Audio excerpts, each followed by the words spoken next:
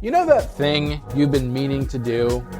No, not that. The other thing. The thing that you've been talking about for months. The thing that every time you actually set out to do it, something else magically comes up. The thing that you know once you complete it, you'll be able to take things to the next level. Today we talk about why we avoid things, especially things we know will help us grow. We'll also talk about how to break free from these tendencies and how to actually do the thing. Angela Bassett did the thing. I have things that I don't want to avoid, but my brain tells me they don't want to do it. My brain says, your brain is a they?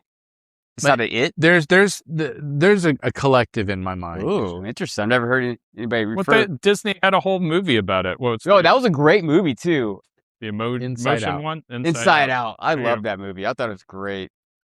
That was like the end of watching those types of movies with my kids. Like, hey, in the world of ADHD, there's a term that they use called the wall of awful.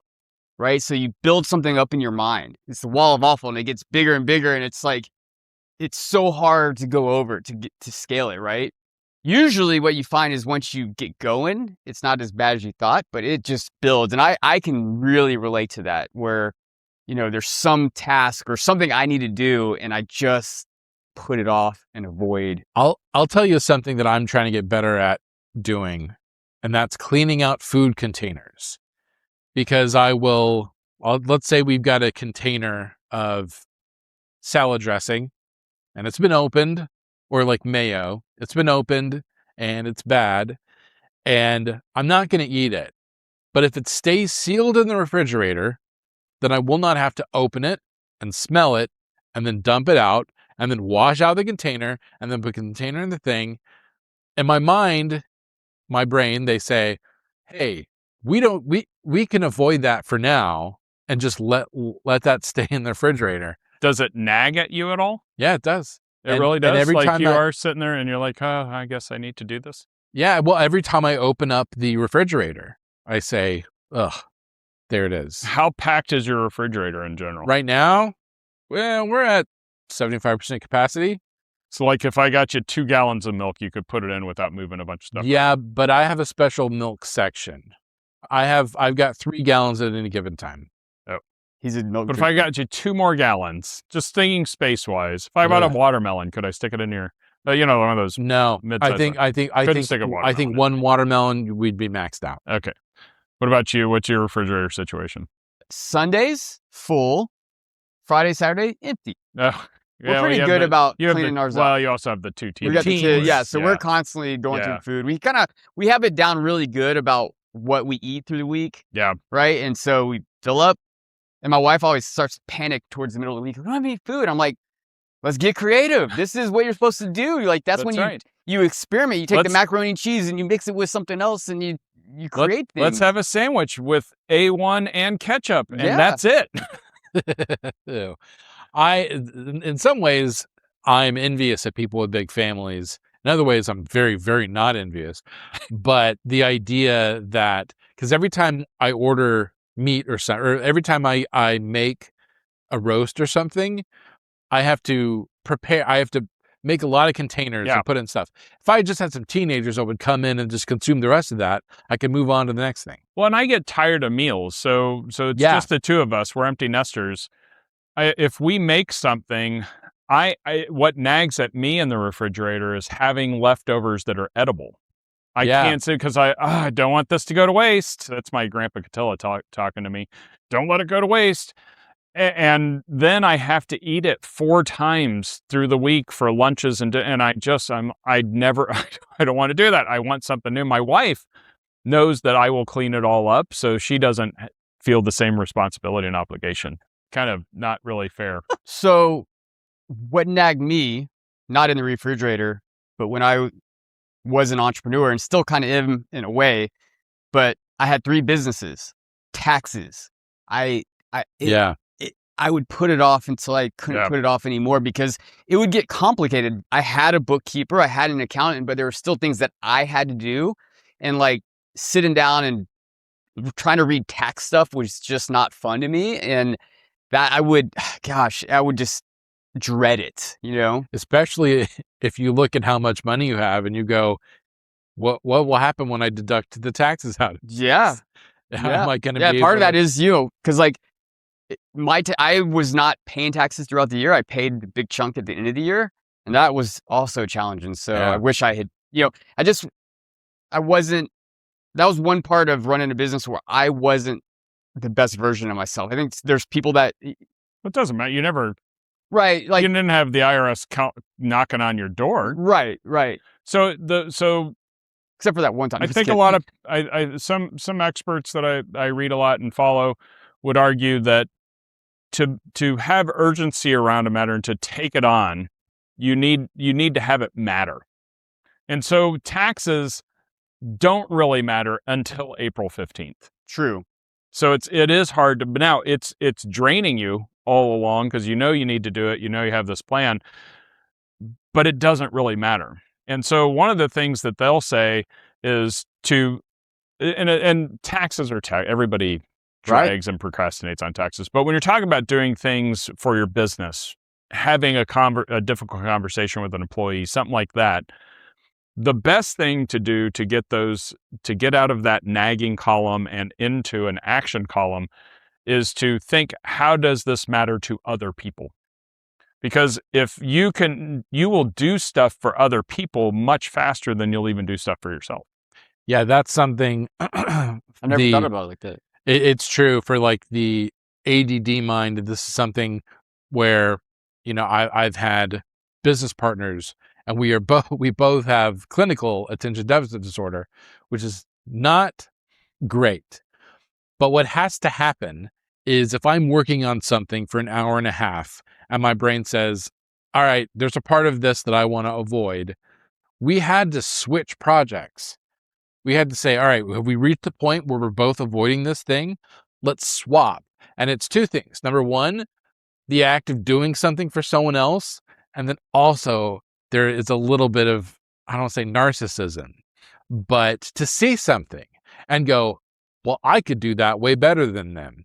And then you have the opportunity to do it. That's it's kind of the old thing of it, if your spouse says, hey, can you please fix the toilet? And you go, yeah, I'll fix the toilet. Can you fix the toilet? Yeah, I'll fix the toilet.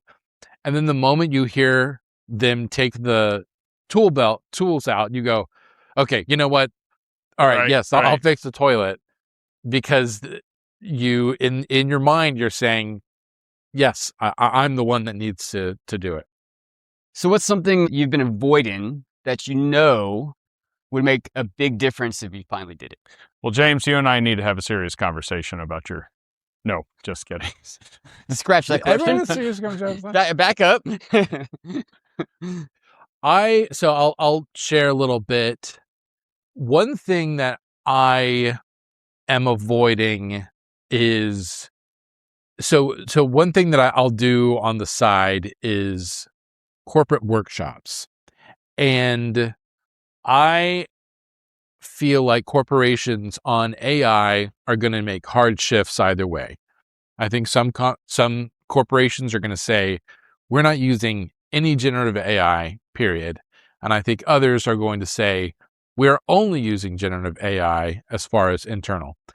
And I've been avoiding tackling the issue in marketing materials because I've said, well, I don't want to make it say any side because they don't want to alienate the other side. But that is being avoidant because it's happening. It's happening right now. And I can't let something not be acknowledged in fear that I'm going to alienate a section. So that's one thing for that element of my business, the kind of corporate workshop part of it. I need to acknowledge the AI revolution and start messaging to companies on either side of the spectrum instead of just pretending it's not happening. it's a total non sequitur, but related to what you just said. That is such a small business problem, is that people feel like they don't want to get pigeonholed. I don't want to be just the real estate agent for first time buyers. I don't want to be just a nail salon. We also do hair, or, you know, whatever it is. And the reality is there's riches and niches. So the sooner you come out and say, this is what I am, the faster you'll connect with people. And then you'll actually pick up other people because that aren't on that side, because they'll be like, oh, they're really popular and big, and look at how they're growing. They must know everything about whatever it is. It's a funny, a natural thing to happen, and yet it's a funny kind of counterproductive. That's one of the things I really regret with the agency, was not focusing on a niche. Yeah. You know what I mean? Like, because I do think that it allows you to grow so much faster. Being, doing too much, it's a killer. You know? Yeah. Well, you can't repeat. Yeah. If you can't repeat, you can't really scale. Yeah. Eric, is there anything you've been avoiding? I don't think I have, honestly. I think I've kind of gotten to a point in my life where I don't put much off. So on a kind of personal note, my dad is in a memory care unit. And so he has Alzheimer's, and going through that has been, I mean, there's a lot of emotions. Like, so it's just, I mean, anybody that has had this understands what I'm talking about. And anybody that hasn't, I'm like, well, good for you. Don't do it. Don't let your parents get old. That's my advice. So one of the things I got to is I had to go keep seeing him. And every time I'd go see him, he'd want to leave with me. And it was hard. Yeah. I mean, really hard to make that. And so then it got to where I didn't want to go see him. Yeah. And I would let it go for, I mean, I was for a long time there, I was doing it at least once a week, maybe more often. And then I'd kind of let it stretch to 8 days, and then I'd feel horrible about not showing up. And so I'd just have to make myself go. I've gotten over that, partially because I know I just needed to man up and do it, but also he's kind of stabilized, thank God. So we're not having as much of that conversation and that problem, and it's a little more known. One of the counterintuitive things is I just started going more, and that helped, because it made it a regular thing. It wasn't this one-time thing where anything could happen. I was like, oh, well, I was just there 4 days ago. I know what he's going to say. And so it became easier to do. Yeah, and I think that's a great point. There is a certain amount of emotional labor that we go through, not just this is going to be arduous and I don't want to do it, but also mentally, you're like, this is going to put me in this mindset. I don't want to be in this mindset. I don't want to feel that. That's totally understandable. Something that I think is really funny about avoidant behavior is that you always hear people say things like, well, it's not going to be that bad. You're just putting it off. And when you sit down and do it, it's going to be fine. And it's not going to be that no bad. Truer words have ever been spoken. I think sometimes it is that bad. It is never that bad. Are you sure? Give me an example of a time that, I mean, you don't have to give me an example, but like after you did it and it was done and over and you were like, oh my gosh, that was so much worse than I thought it was going to be. You know what? It's not the over part. It's the getting in the middle of it. Yeah, and I go, well, because, boy, I do hate this. And I was right to avoid this because this feels terrible. I do think that majority of the time, the thought of doing it is way worse than doing it. You know what I mean? Like, especially, like, I was an avoider for a long time. You know what I mean? I could put things off, right? Because I just could. That was my tactic of dealing with the world, I think. And that makes it worse, because the longer you're thinking about it, it just builds, right? Yeah. And then you get to it, and usually you get to it and you're like, oh, this wasn't that bad. What was I think when going through this process with my dad and my stepmother's in memory care too, and knowing other people that are my age that are having to deal with parents that are infirm or, dying or whatever. One thing that has become very, very clear to me, I am not going to regret the things I did at my deathbed. Only the things I didn't do. Sure. And so even, do I have to do taxes? Do I have to go tell this person that, it's not working out, that, maybe I'm doing something and I'm leaving or whatever it is. Like, by the end of all that's over, you're not going to look back at that and say, gosh, I wish I hadn't fired this person. I wish I hadn't changed whatever it was I did to my business. I wish I hadn't done that. I mean, sometimes, even for me personally, financially, there were times where I took risks. I got clipped by the .com bubble pretty hard. And I mean, looking back, I wish I hadn't done that. It doesn't bother me that I did it. Sure. I'll also say this: the feeling of competence is pretty invigorating. I might even say intoxicating. I remember this one time my partner wanted me to fix the toilet before we were hosting Christmas, and we had one toilet, and we were like, we have to fix this toilet because like half the time it wouldn't flush. And I was like, it's going to be fine. And then I bought the flange assembly. Yeah. And so I was like, all I have to do is do this and it'll fix it. And then I did that and didn't do anything. And I go, all right, well, now I have an hour to fix this problem. And I realized the issue was the hard water in Houston and the mineral deposits. There was not enough water being able to go through because it had built up. And so I go, all right, well, now I have to chisel away. I have to, go into the tank or whatever and chisel away this thing. And so I was up to the wire chiseling this thing. And then finally I flushed it and it went and it worked, and it's worked ever since. And it is a special kind of confidence. What was that the day that you came into work and you were Covered. like yelling at everybody and you were like, I am all that is man? Yeah, and I was covered in toilet water. Yes. Basically, yes. No, but it's true. You go, oh, there was a problem, and I fixed this problem, and so I'm in control. And it does invigorate you to go solve other problems. Yeah. That feels good. It feels good to solve a problem.